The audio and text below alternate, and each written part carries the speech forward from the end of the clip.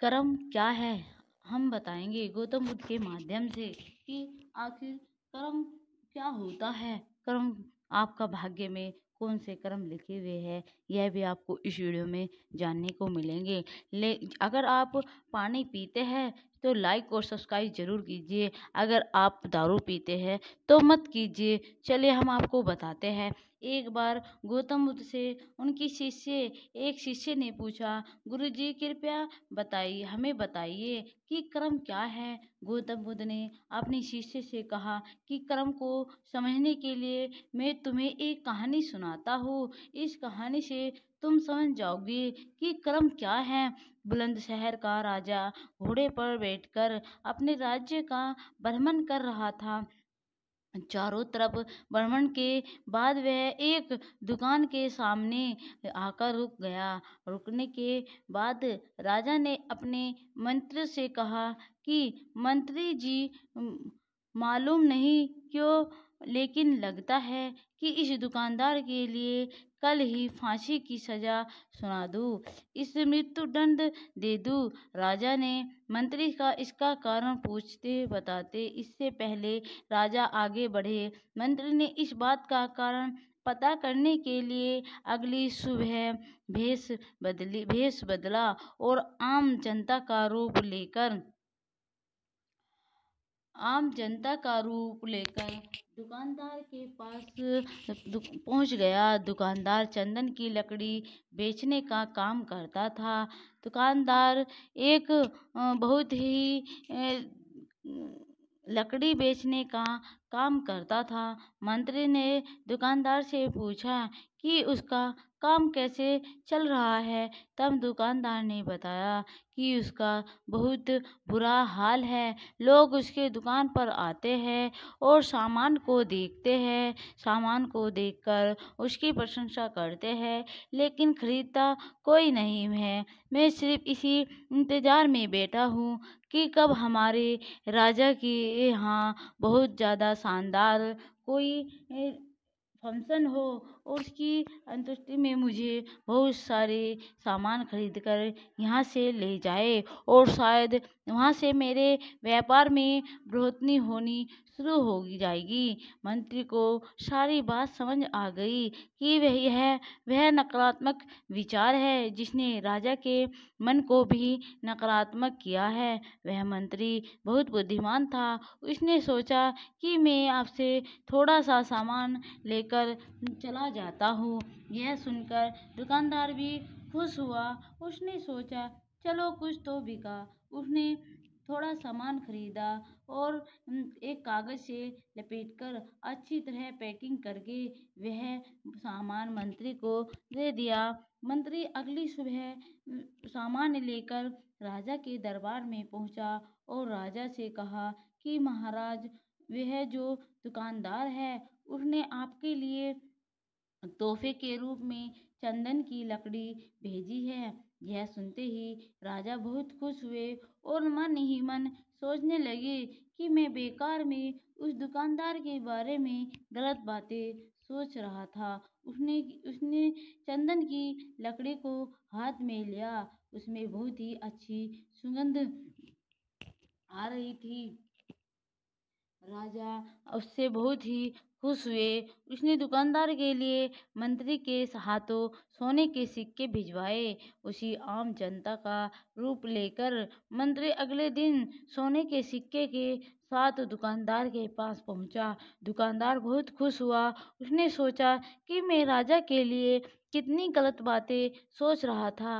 राजा तो बड़े ही दयालु है। ये कहानी जब खत्म हुई तब गौतम बुद्ध ने अपने शिष्य से पूछा कि आप बताइए कि कर्म क्या है। शिष्य ने उत्तर देते हुए कहा, कर्म ही हमारे शब्द ही हमारे कर्म है। हम जो काम कर रहे हैं वही हमारे कर्म है। जो हमारी भावनाएं हैं वही हमारे कर्म है। गौतम बुद्ध ने सभी शिष्यों के जवाब सुनने के बाद कहा, आपके विचार ही आपके कर्म हैं। अगर अपने अपने विचारों पर नियंत्रण करना सीख लिया तब आप महान बन जाते हैं। जब आप अच्छा सोचते हैं तब आपके साथ अच्छा होता है। आपके विचार ही आपको अच्छा या बुरा बनाते हैं। इस छोटी सी प्रेरणादायक कहानी हिंदी में अपने विचार और कमेंट के माध्यम से हम तक पहुंचाए, अथवा हम और ऐसी ऐसी कहानी आपके लिए लेते आएंगे गौतम बुद्ध के माध्यम से। और अगर हमारी है आपको स्टोरी अच्छी लगी है दोस्तों, प्लीज़ चैनल को लाइक और सब्सक्राइब जरूर कीजिए। और छोटा सा कमेंट में ये बताइए कि आप कहाँ से हैं, आप क्या कार्य करते हैं। और हाँ, हमारी यह कहानी असली विजेता शिक्षाप्रद हिंदी कहानी असली हीरे की पहचान एक जोड़ी को ही होती है। किसान बदला और किस्मत या भाग्य बदला यह आपको नहीं पता, किसान का पर भाग्य। चलिए, हमारी यह कहानी आपको अच्छी लगी है तो दोस्तों प्लीज़ लाइक और सब्सक्राइब जरूर कर दीजिएगा। भाग्य पर कहानी हम आपको बताएंगे। चलिए अगली कहानी की शुरुआत करते हैं। इस कहानी को आपको बहुत अच्छी नोटिफिकेशन मिलेगी और जानकारी मिलेगी कि आप अपना भाग्य कैसे बदल सकते हैं। गोपालपुर गांव में हर व्यक्ति किसान था। उस गांव को किसानों का गांव कहा जाता था क्योंकि लोगों को खेती के अलावा कुछ और नहीं आता था। गांव वाले ज्योतिषी को बहुत मानते थे।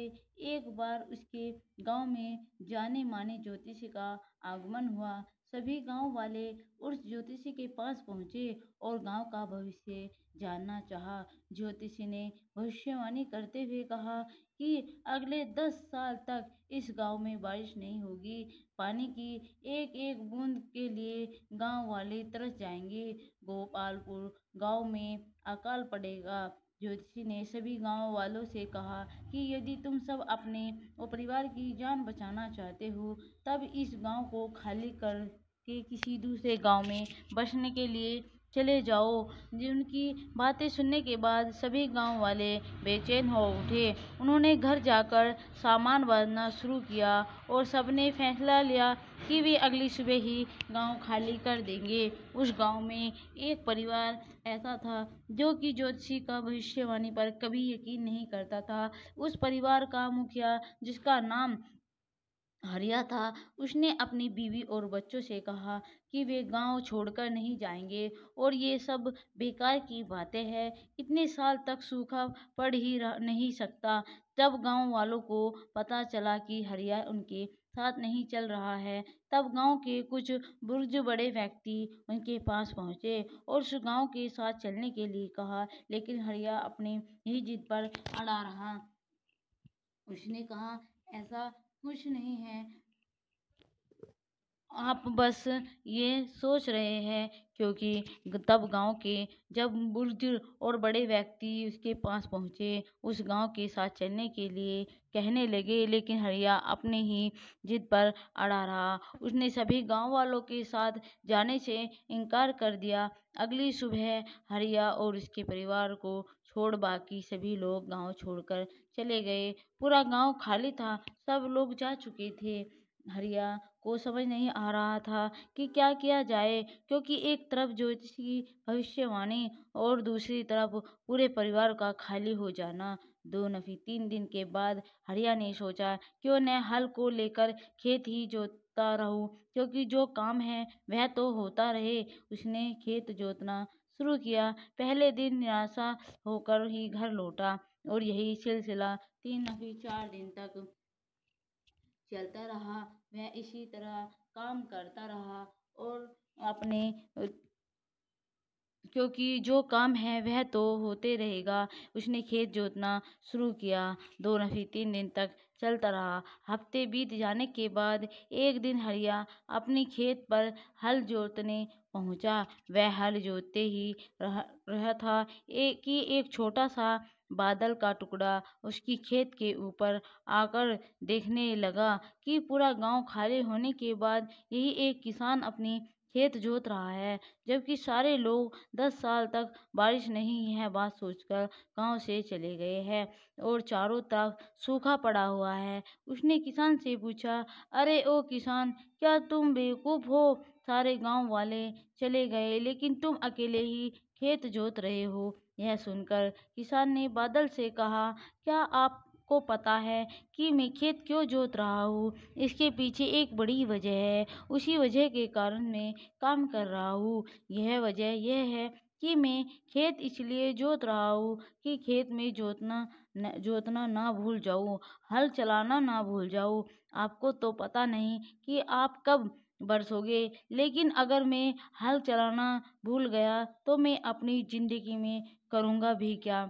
बादल ने सोचा कि ज्योतिषी ने तो भविष्यवाणी कर दी कि 10 साल तक हम बरसेंगे नहीं। अगर हम बरसेंगे नहीं तो कहाँ हम बरसना भूल जाएंगे। और भी बादल इकट्ठा हो गए और उन्होंने सोचा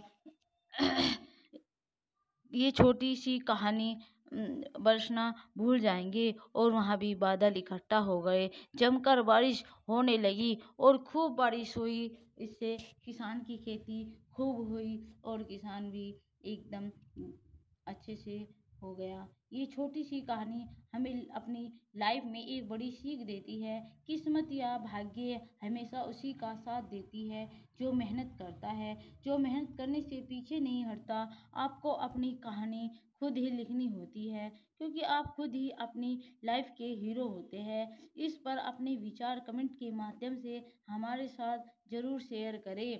और हमें भाग्य क्या आप अपने भाग्य को किस्मत पर यकीन करते हैं? और ये हमें आपको कमेंट में ज़रूर बताइए दोस्तों।